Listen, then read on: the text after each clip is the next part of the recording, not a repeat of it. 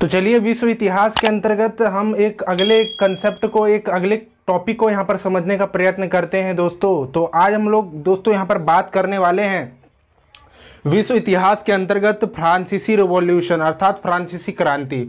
और दोस्तों हमारा प्रयास रहता है कि हम किसी भी टॉपिक को उसके विभिन्न आयामों के माध्यम से समझें। तो यहाँ पर दोस्तों हम लोग समझेंगे कि फ्रांसीसी जो क्रांति हुई, जो फ्रेंच रिवॉल्यूशन जो हुआ, उसके क्या क्या कारण थे। तो सर्वप्रथम हम लोग देखेंगे इसके राजनीतिक कारण क्या थे, इसके बाद हम लोग देखेंगे सामाजिक कारण क्या थे, देन फिर देखेंगे हम लोग आर्थिक कारण क्या थे, और एंड में दोस्तों हम लोग बात करेंगे कि विभिन्न विचारकों और दार्शनिकों का किस प्रकार से इस क्रांति में एक योगदान रहा। तो चलिए आइए प्रारंभ करते हैं। तो दोस्तों यदि मैं बात करूं कि फ्रेंच रिवॉल्यूशन जैसा कि हम लोगों ने इससे पहले अमेरिकी रिवॉल्यूशन को दोस्तों देखा था, समझा था, ठीक उसी प्रकार से इस फ्रांस की क्रांति के भी पीछे कई प्रकार के कारण रहे, जिसमें कि हम लोग सर्वप्रथम देखते हैं दोस्तों यहाँ पर राजनीतिक कारण। तो दोस्तों यदि हम लोग बात करें तो चूंकि फ्रांसीसी जो समाज था वो प्रमुखतः एक क्या था, निरंकुश राजतंत्रात्मक समाज था। तो दोस्तों यहाँ पर देखा जाए तो फ्रांस का जो समाज था उसमें कहीं ना कहीं सामंतवादी जो व्यवस्था थी, जो राजा जो एक शीर्ष पद पर हुआ करता था सामंतवाद के अंतर्गत, वह इस समय विद्यमान था। और यही कारण है कि दोस्तों राजनीतिक प्रशासनिक स्तर पर दोस्तों हम लोग पाते हैं कि ना केवल राजनीतिक बल्कि प्रशासनिक स्तर पर अर्थात राजा द्वारा जो प्रशासन चलाया जाता था उसमें वो सर्वश्रेष्ठ हुआ करता था। इसीलिए यहाँ पर यह क्या है, निरंकुश राजतंत्र अर्थात यहाँ पर सर्व प्रमुख और सबसे शीर्ष पर प्रशासन के स्तर पर, शासन के स्तर पर कौन हुआ करता था, राजा। और चूंकि निरंकुश वह हुआ करता था अर्थात उसके ऊपर किसी भी प्रकार का क्या नहीं था, अंकुश नहीं था, अर्थात इसका मतलब यह था कि वह स्वेच्छाचारी था, वह अपने मन मर्जी से कुछ भी कर सकता था, अपने मनमाने ढंग से वह कुछ भी कर सकता था राजनीतिक प्रशासनिक स्तर पर, समाज के स्तर पर। और इसके साथ ही साथ यही परिणाम हम लोग को देखने को मिलता है कि किस प्रकार से जब एक व्यक्ति जो कि खास तौर से एक समाज का एक यदि राजा हो, शासक राजा हो, अगर वो निरंकुश हो, उसके पास किसी प्रकार का उसके ऊपर अंकुश ना हो, तो कहीं ना कहीं वो स्वेच्छाचारी हो जाएगा, अपने मनमाने ढंग से विभिन्न कार्यों को करेगा, जनता का शोषण करेगा और भ्रष्ट हो जाएगा। और इसके साथ ही साथ उसके अंतर्गत जो भी सामंत होंगे वो भी कहीं ना कहीं भ्रष्ट हो जाएंगे। और दोस्तों यही कारण है, और इस समय हम लोग को इसके एग्जाम्पल, निरंकुशता के एग्जाम्पल इस समय के जो विभिन्न शासक थे, जो राजा जो हुआ करते थे फ्रांसीसी समाज के, उनके माध्यम से हम लोग को देखने को मिलता है। जैसा कि हम सभी देखें तो लुई 14वां, लुई 16वां, लुई 15वां जैसा शासक जो हुआ करते थे फ्रांसीसी समाज में, उनको लुई के नाम से जाना जाता था, लुई कहकर उनको पुकारा जाता था, बोला जाता था, और शासक का एक प्रकार का यह टाइटल हुआ करता था। और इसमें किस प्रकार से निरंकुशता देखने को मिलती है दोस्तों, लुई 14वां जो होता है, जो शासक जो था फ्रांस में, वह यह कहता है कि मैं ही राज्य हूं, अर्थात सारी की सारी जो राज्य की जो सत्ता है, सारी जो शक्ति है, तमाम समाज की जो फ्रांसीसी समाज के अंतर्गत जो सारी की सारी शक्ति है वह मेरे अंदर समाहित है, अर्थात मैं ही सर्व प्रमुख हूं, सर्वोच्च हूं शासन प्रशासन स्तर पर, और इस समाज में कहीं ना कहीं मेरे ऊपर किसी भी प्रकार का अंकुश नहीं है। यह कहीं ना कहीं यह जो बात है जो लुई 14वां ने कहा कि मैं ही राज्य हूं, यह निरंकुश राजतंत्र की ओर ही इंडिकेट करता है। अगला लुई 16वां जो कि एक प्रमुख शासक रहा, इसके बाद भी लुई 14वां के बाद भी आगे अनेक शासक आए, लुई 15वां भी आया जो कि काफी कमजोर शासक था, राजा था फ्रांस का।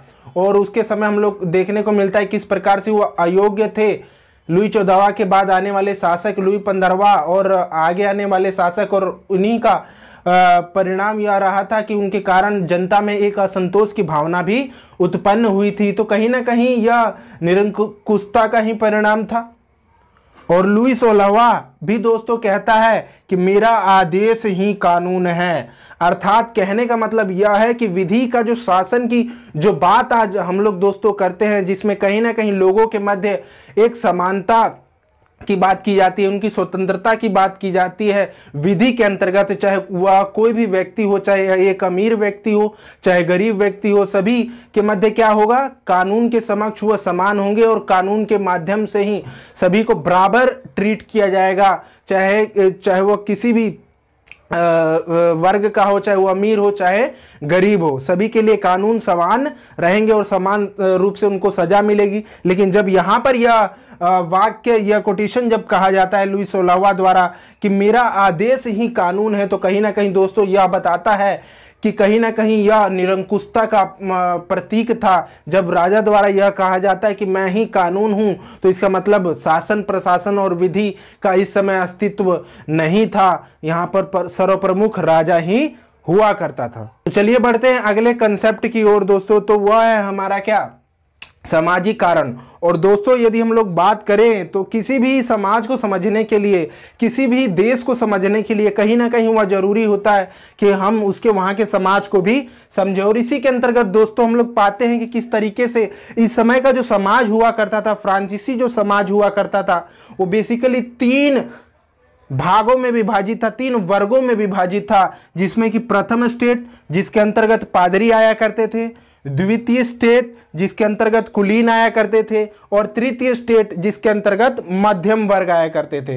तो दोस्तों यदि हम लोग बात करें तो इस समय का जो समाज था, प्रथम स्टेट, द्वितीय स्टेट, तृतीय स्टेट, ये जो समाज जो था इसमें कहीं ना कहीं असमानता थी। किस स्तर पर असमानता, राजनीति के स्तर पर, सामाजिक स्तर पर, अर्थात इस राजनीतिक और सामाजिक स्तर पर जो विभेद था इनके मध्य, और खास तौर से इस समय जो प्रथम स्टेट और द्वितीय स्टेट जो हुआ करते थे दोस्तों, उनको काफी सारे अधिकार थे।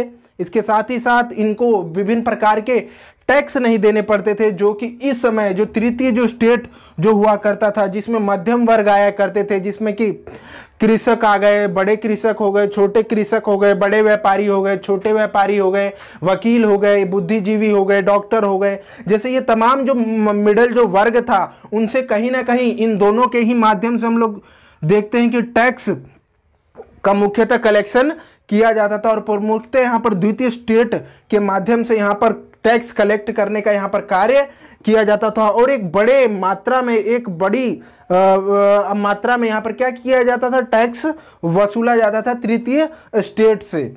तो कहीं ना कहीं हम लोग दोस्तों यह पाएंगे कि यह एक आर्थिक स्तर पर असमानता थी। और इसके साथ ही साथ हम लोग देखें तो कई सारे जो अधिकार जो हुआ करते थे, और आगे भी हम लोग जाकर देखेंगे कि किस प्रकार से लुई 16वां के काल में भी यह मांग उठ रही थी कि हमें भी मतदान के अधिकार दिए जाएं। जो स्टेट जनरल की जो असेंबली जब बुलाई गई थी लुई 16वां के काल में, तो उसमें भी इनके द्वारा क्या किया गया था, बहिष्कार किया गया था, क्योंकि इनके द्वारा यह कहा गया कि जब बुलाई जा रही है सभा, तो उसमें सारे के सारे जो प्रतिनिधि हैं, जो ये सारे के सारे जो वर्ग हैं, प्रथम, द्वितीय, तृतीय, तीनों ही शामिल हो, लेकिन तृतीय स्टेट को शामिल नहीं किया गया। तो इससे कहीं ना कहीं इनके मध्य क्या थी, असमानता थी, राजनीतिक स्तर पर भी असमानता थी, मतदान जैसे अधिकारों में भी इनको पूर्णतः अधिकार नहीं था, इनके साथ भेदभाव था।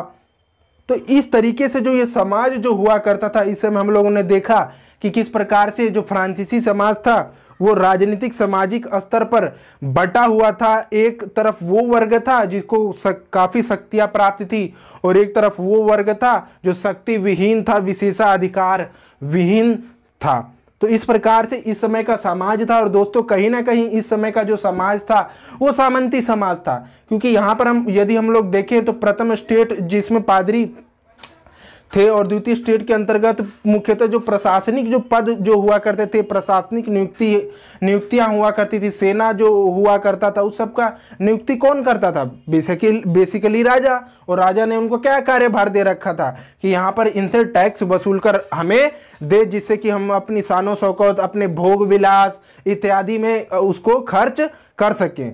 तो इससे कहीं ना कहीं ये सामंती व्यवस्था के बारे में ही तो दोस्तों हमें बताता है, उसकी ओर इंडिकेट करता है, संकेत करता है, जैसा कि हम लोगों ने पिछली वीडियोस में काफ़ी डिटेल में बात भी किया है। तो चलिए हम लोग देखते हैं नेक्स्ट कारण को। तो दोस्तों यदि हम लोग बात करें तो आर्थिक कारण जो कि एक प्रमुख कारण रहा, और इसके अंतर्गत दोस्तों हम लोग पाएंगे कि किस प्रकार से जो ये तृतीय स्टेट का आर्थिक शोषण, सप्तवर्षीय युद्ध, और एंड में अमेरिकी युद्ध। तो दोस्तों यदि हम लोगों ने अभी देखा ही और बात की ही कि किस प्रकार से जो तृतीय स्टेट जो था उसमें किसान, कृषक अर्थात ये व्यापारी, शिल्पी, डॉक्टर, वकील इत्यादि जैसे जो मध्यम वर्ग थे इसमें शामिल थे। लेकिन चूंकि यहाँ पर कृषकों से भी क्या किया जा रहा था, कर वसूला जा रहा था और एक बड़े व्यापक स्तर पर इनसे कर वसूला जा रहा था, तो इससे कहीं ना कहीं इनका शोषण हो रहा था।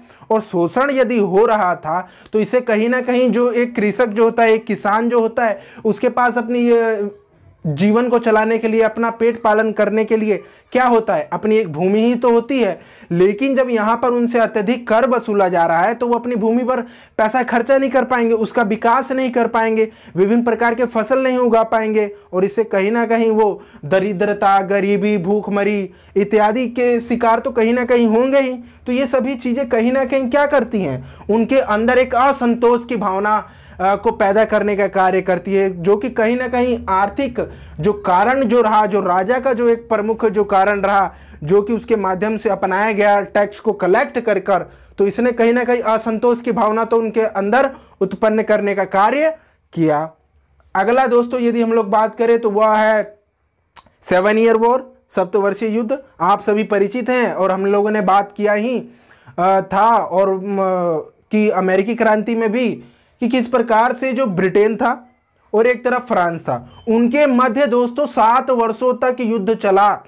और कहीं ना कहीं अगर किसी भी देश में, और आज भी यदि हम लोग देखें तो यूक्रेन और रूस के मध्य किस प्रकार से युद्ध चल रहा है, तो युद्ध यदि होता है तो उसमें व्यापक संसाधन, उसमें व्यापक स्तर पर मनी, पैसा तो खर्चा होना लाजमी है। तो कहीं ना कहीं इसमें भी ब्रिटेन और फ्रांस के मध्य जब इतने बड़े और व्यापक स्तर पर जब युद्ध चला तो इसमें कहीं ना कहीं बड़े मात्रा में भी धन की आवश्यकता होगी। और दोस्तों नतीजा यह रहा कि इसमें फ्रांस हारा, और जब फ्रांस हारा तो कहीं ना कहीं इससे आर्थिक स्तर पर व्यापक क्षति इसको, फ्रांसीसी समाज को, फ्रांसीसी देश को हुई। तो इससे कहीं ना कहीं वहाँ का जो आम जनमानस है, जो जनता है, जो जनसाधारण है फ्रांसीसी समाज का, एक तो आर्थिक शोषण का से तो वो परेशान था ही, और सप्तवर्षीय युद्ध से कंगाली के कगार पर आ चुका था फ्रांसीसी समाज, एक प्रकार से कर्जा काफी बढ़ चुका था। और दोस्तों यदि देखें तो हम लोग पाएंगे कि यह पता चलता है कि फ्रांस जितना भी एक वर्ष में कमाता था उसको आधा पैसा तो अपने ब्याज चुकाने में ही, जो कि उसने अपने शानो शौकत में, राजमहल पे और इसके साथ ही साथ युद्धों को लड़ा, तो उसको चुकाने में ही आधा पैसा, उसके ब्याज को चुकाने में ही आधा पैसा, एक वर्ष का आधा पैसा चला जाता था। तो ये कहीं ना कहीं एक देश के लिए, एक वहाँ के आम जनमानस के लिए क्या होगा, एक असंतोष की भावना पैदा करने का प्रमुख कारण होगा। और यही हुआ आर्थिक कारण के कारण। और अगला यदि हम लोग देखें तो अमेरिकी युद्ध। और दोस्तों यदि हम लोग ने देखा ही कि किस प्रकार से, और पिछली वीडियोस में भी देखा था कि ब्रिटेन ने अमेरिका पर भी तो चढ़ाई की थी, 13 उपनिवेश थे प्रारंभ में, और किस प्रकार से उनको उपनिवेश बनाया, उनका आर्थिक शोषण किया उपनिवेशवाद, साम्राज्यवाद के माध्यम से। तो यहाँ पर भी क्या, ब्रिटेन से जब युद्ध हुआ तो फ्रांस हार चुका था, तो और चूंकि यहाँ पर ब्रिटेन फिर से यहाँ कूद चुका था, किस लिए, इनका शोषण करने के लिए अमेरिकियों का, तो फ्रांस यहाँ पर आ गया और फ्रांस ने इसमें भी हस्तक्षेप कर लिया अपना बदला लेने के लिए। तो इससे भी कहीं ना कहीं व्यापक स्तर पर, आर्थिक स्तर पर क्या होगा, हानि होगा, धन का हानि होगा।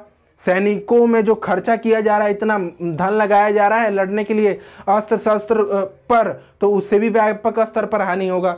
तो ये प्रमुख कारण रहा दोस्तों आर्थिक कारण के अंतर्गत, जिसने कि कहीं ना कहीं एक दिशा और दशा तय की कि फ्रांसीसी समाज आगे कैसा होगा। और आगे हुआ क्या, फ्रांसीसी क्रांति हुई, लोगों में असंतोष की भावना पैदा हुई। और एंड में चलिए दोस्तों हम लोग बात कर लेते हैं कि वैचारिक और दार्शनिक जो विचारक रहे हैं, और जैसा कि हम लोगों ने पुनर्जागरण के काल से ही हम लोगों ने बात किया है अपने प्रारंभिक वीडियोस के माध्यम से ही, कि किस प्रकार से जो विभिन्न विचारक जो थे वो पुनर्जागरण से ही उत्पत्ति उन सभी की हुई थी। और उसके अंतर्गत विभिन्न विचारक आए, चाहे वो मोंटेस्क्यू हो, रूसो हो, वोल्टेयर हो। और दोस्तों इनके माध्यम से ये जो विचारक थे, इन्होंने कहीं ना कहीं उस समय के समाज में एक महान विचारक, एक महान दार्शनिक अपने विचार, अपनी विभिन्न पुस्तकों को आम जनमानस के सामने तो रखाई, और फ्रांसीसी समाज में भी इन्होंने रखाई। और लोगों के साथ जो कि उस समाज में बुराइयां व्याप्त थी, उनके साथ शोषण किया जा रहा था, दमन किया जा रहा था। चर्च सामंतों का जो प्रभाव था, अपने विभिन्न पुस्तकों के माध्यम से, अपने विचारों के माध्यम से क्या किया, जो वहां की जनता थी उनको उत्तेजित किया, उनके अंदर चेतना एक प्रकार का उत्पन्न करने का कार्य किया। वास्तविक जो स्थितियां थी, जो उनके साथ शोषण हो रहा था, उनको आम जनमानस के सामने, फ्रांसीसी समाज के सामने लाने का कार्य किया। और इसी के कारण कहीं ना कहीं दोस्तों क्या हुआ कि एक नेतृत्व मिलने के कारण जो आम जनमानस था उसको क्या मिला, एक नेतृत्व मिला। और वास्तविकता से परिचित होकर फ्रांसीसी समाज में किस प्रकार से दमन, शोषण, चर्च सामंत द्वारा जो विभिन्न प्रकार से शोषण किया जा रहा था, उसके प्रति जागरूक किया। और इसके कारण ही क्या हुआ, फ्रांसीसी रिवॉल्यूशन हुआ। और इसमें प्रमुख भूमिका मोंटेस्क्यू ने भी निभाई, जैसा कि हमने देखा ही था कि द स्पिरिट ऑफ लॉ इनके द्वारा बुक लिखी गई। शक्ति के पृथक्करण का सिद्धांत दिया गया। दोस्तों यदि हम लोग आज बात करें तो विभिन्न देशों में और भारत जैसे देश में भी कार्यपालिका, विधायिका, न्यायपालिका सभी आपस में अपने अपने अलग अलग स्तर पर उनकी शक्तियों का, कार्यों का विभाजन है। लेकिन यहाँ पर क्या था, निरंकुश राजतंत्रात्मक समाज था। तो इसकी कहीं ना कहीं इनके द्वारा क्या की जाएगी, आलोचना की जाएगी। और इससे कहीं ना कहीं जो वास्तविकता इन्होंने सामने रखी उससे लोग परिचित होंगे कि नहीं, राजा और जो विभिन्न जो शासन प्रशासन है, आम जनता है, उनके मध्य विभिन्न प्रकार की शक्तियां उनकी होती है। विधायिका, कार्यपालिका, न्यायपालिका, आपस में उनके अधिकार होते हैं। तो हमारा राजा द्वारा क्यों शोषण किया जा रहा है, तो इससे कहीं ना कहीं उनमें एक प्रकार की जागरूकता उत्पन्न होगी। और ऐसा ही मोंटेस्क्यू ने अपनी बुक के माध्यम से किया। और फारसी पत्र भी एक प्रकार से था जिसके माध्यम से एक प्रमुख भूमिका निभाई गई, जो जिसमें कि मोंटेस्क्यू ने भी इसका प्रकाशन करने का कार्य किया। और उसमें किस प्रकार से बताया कि अमीरों द्वारा किस प्रकार से शोषण किया जाता है, उसकी चर्चा की गई। अगला यदि हम लोग दोस्तों देखें तो वह है रूसो। रूसो से आप सभी परिचित हैं। यह ऐसा दार्शनिक विचारक थे जिन्होंने भी अपने विचार दिए। और जैसा हम सभी जानते हैं कि समानता, स्वतंत्रता, बंधुत्व, लोकतंत्र जैसी तमाम जो मूल्य थे, जो विचार थे, जो विचारधारा थी, उनकी बात किसके द्वारा की गई, रूसो द्वारा की गई। और इन्होंने सोशल कॉन्ट्रैक्ट बुक लिखी। यह थियरी आगे जाकर बनी कि राज्य जो होता है उसके कुछ कर्तव्य होते हैं, उनको जनता को कुछ अधिकार देने होते हैं। और इससे क्या होगा, कहीं ना कहीं जनता का और वो जो समाज है, वह देश है, उसका विकास होगा। तो इससे कहीं ना कहीं उन्होंने सोशल कॉन्ट्रैक्ट बुक जो लिखा उसके माध्यम से यह विचार सामने रखा कि किस प्रकार से जो फ्रांसीसी समाज है, जिसमें कि राज्य जो है उसका स्वरूप ना लोकतंत्रात्मक है, ना समानता है, स्वतंत्रता है, ना बंधुत्व है, सारा का सारा जो धन है एक निजी व्यक्ति के हाथ में है। वो उसको गलत उन्होंने बताया, असमानता पर प्रवचन दिया। तो इन तमाम चीज़ों के माध्यम से क्या किया, लोगों के मध्य क्या एक जागरूकता पैदा की, उनकी मनोवैज्ञानिकता को चेंज किया। और इसके साथ ही साथ एंड में दोस्तों हम लोग बात कर लेते हैं वोल्टेयर भी एक प्रमुख दार्शनिक विचारक, नाटककार रहे दोस्तों फ्रांस के। और ऐसा माना जाता है और ऐसा हम देखेंगे भी कि किस प्रकार से जो वोल्टेयर थे, उन्होंने किस प्रकार से जो फ्रांसीसी समाज में दमन, शोषण, चर्चों का जो आडंबर था, उन सब पर एक प्रकार से प्रहार किया अपने तर्क के माध्यम से। और इसमें प्रमुख भूमिका इनके द्वारा निभाई भी गई। और इनके द्वारा बताया गया कि ब्रिटेन में किस प्रकार से है और यहाँ पर किस प्रकार से इनका शोषण किया जा रहा है। वहाँ पर राजनीति, धर्म और विभिन्न स्तरों पर किस प्रकार से अधिकार है। वहाँ पर आधुनिकता आ चुकी है, लेकिन यहाँ पर जनता का शोषण किया जा रहा है।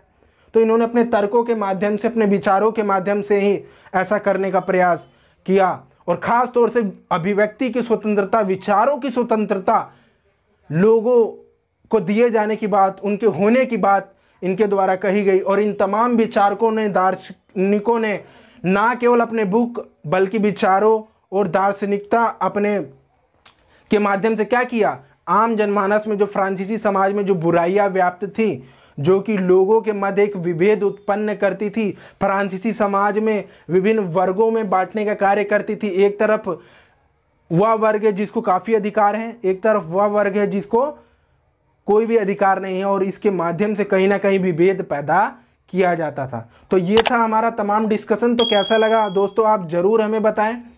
थैंक यू, धन्यवाद।